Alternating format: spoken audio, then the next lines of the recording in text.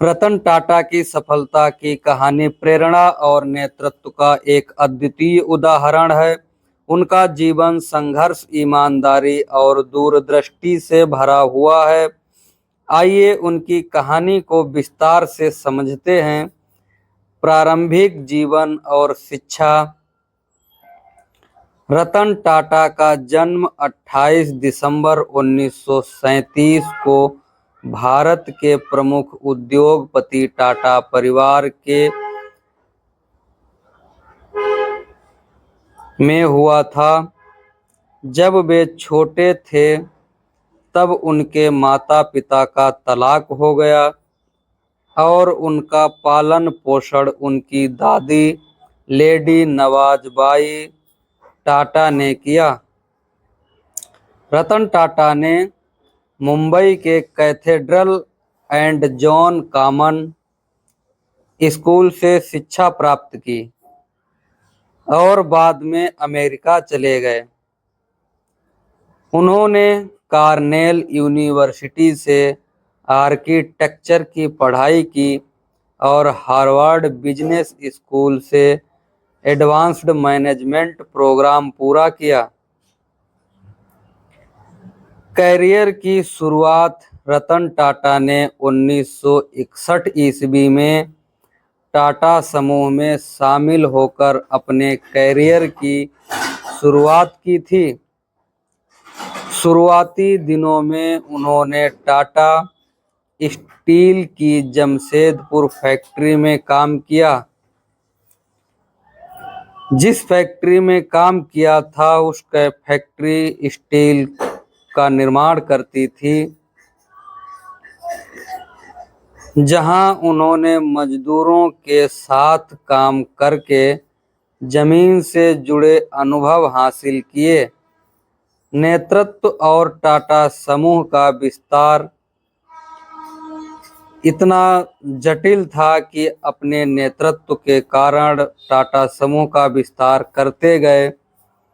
रतन टाटा 1991 ईस्वी में टाटा समूह के अध्यक्ष बने। उनके नेतृत्व में टाटा समूह ने कई नए क्षेत्रों में कदम रखा। उन्होंने Tata Motors, Tata steel, Tata consulting services, TCS और टाटा पावर जैसी कंपनियों को नई ऊंचाइयों तक पहुंचाया। उन्होंने टाटा इंडिका, भारत की पहली स्वदेशी कार, और टाटा नैनो, दुनिया की सबसे सस्ती कार, जैसी महत्वाकांक्षी परियोजनाओं का नेतृत्व किया। सन 2008 में रतन टाटा के नेतृत्व में टाटा मोटर्स ने ब्रिटिश ऑटोमोबाइल कंपनियों को जगुआर और लैंड रोवर का अधिग्रहण किया,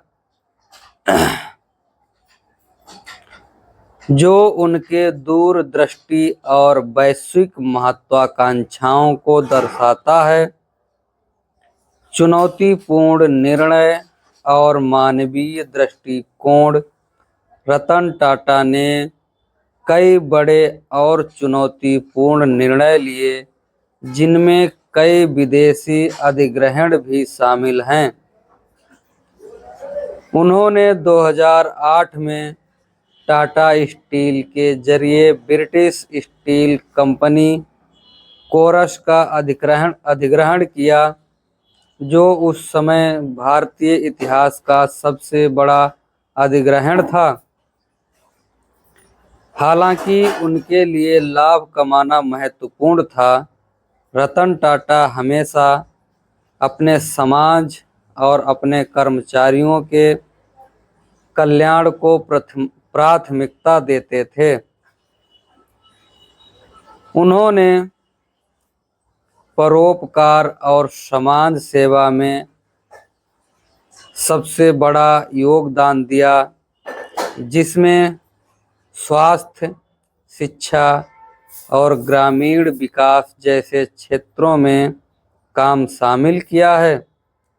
रिटायरमेंट और परोपकार 2012 में रतन टाटा ने टाटा समूह के अध्यक्ष पद से सेवानिवृत्ति ले ली। सेवानिवृत्ति का मतलब होता है सेवा से इस्तीफा दे देना, लेकिन वे अब भी समूह के मानद अध्यक्ष बने हुए हैं। रिटायरमेंट के बाद उन्होंने अपने परोपकारी कार्यों का अधिक ध्यान केंद्रित किया है। वे शिक्षा, चिकित्सा और समाज सेवा के कार्यों में सक्रिय रूप से जुड़े रहते हैं। सम्मान और विरासत। रतन टाटा को उनकी उपलब्धियों के लिए भारत सरकार ने 2000 ईस्वी में पद्म भूषण और सन 2008 ईस्वी में पद्म विभूषण से सम्मानित किया। उनका नाम न केवल भारत में बल्कि विश्व भर में एक नैतिक और दूरदर्शी उद्योगपति के रूप में लिया जाता है। रतन टाटा की सफलता की कहानी हमें यह सिखाती है कि सही दृष्टिकोण, ईमानदारी और समाज के प्रति जिम्मेदारी के साथ किसी भी चुनौती का सामना किया जा सकता है। जय हिंद, जय अखंड भारत।